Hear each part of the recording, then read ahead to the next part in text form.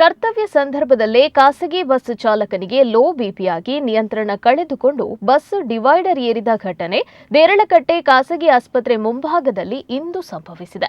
Bus ಚಾಲಕ ಮುಡಿಪು ನಿವಾಸಿ Janardhana ಎಂಬುವರಿಗೆ low ಬಿಪಿಯಾಗಿದ್ದು, ಅಪಘಾತದ ನಂತರ ಆಸ್ಪತ್ರೆಗೆ ದಾಖಲಿಸಲಾಗಿದ್ದು ಚಿಕಿತ್ಸೆಯ ನಂತರ ಚೇತರಿಸಿಕೊಂಡಿದ್ದಾರೆ.